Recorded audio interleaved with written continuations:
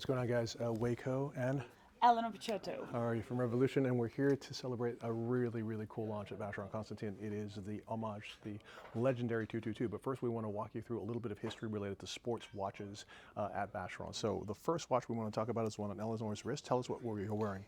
It's the 6783 with the rotating bezel with like 15 minutes in yellow gold that you can have on my wrist. And it's a very vintage piece that was launched in 1963 that inspired the rest of the different references and collection at Vacheron Constantin with the next pieces we're just about to introduce to you. And it's a legendary model. The one that Wei is holding has diamond baguette indexes. Yeah, so this is 1975 now. We've moved to the first steel-on-steel integrated bracelet sports watch from Vacheron Constantin. This is a chronometre royale, which was always a watch that was used for the highest level of accuracy and reliability.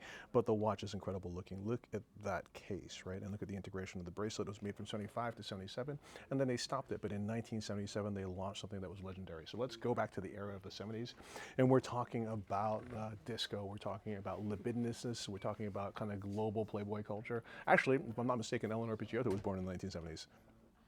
Yeah, just a little before.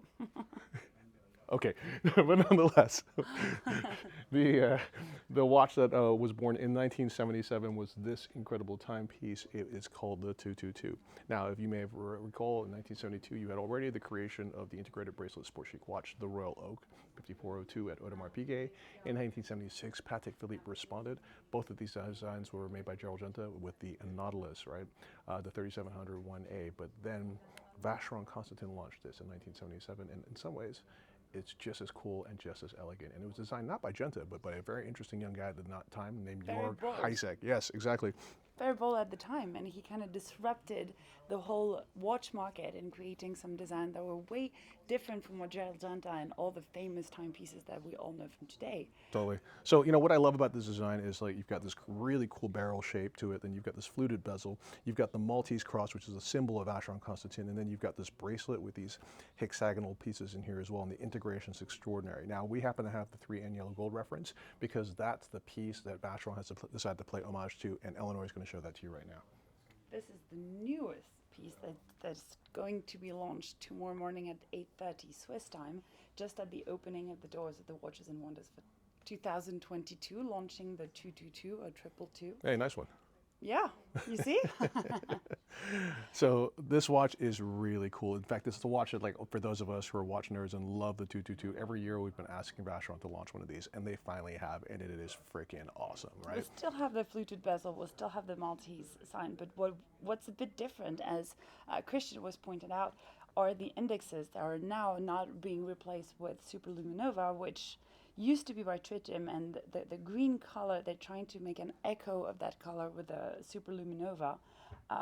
The other difference is the polished bracelet with this satin finish on the yellow gold that almost seems to look like it's red gold on some reflection.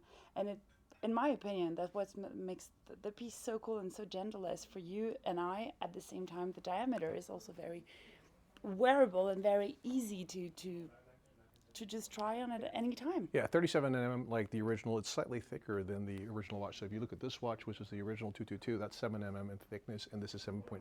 But there's two really good reasons for that. First is that you've got a sapphire case back here, and that always adds a bit of thickness. But the other thing is the following. So when this watch was born, it was born with a caliber 1121. Now that watch was derived from the caliber 920, which was also the movement that was being used by AP for the Royal Oak and also for Patek in the original Nautilus. And that is a really cool movement.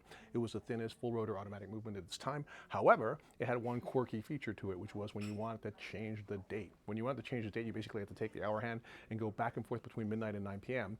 I know because I have two of those watches, and I'm doing that all the time when I want to change them.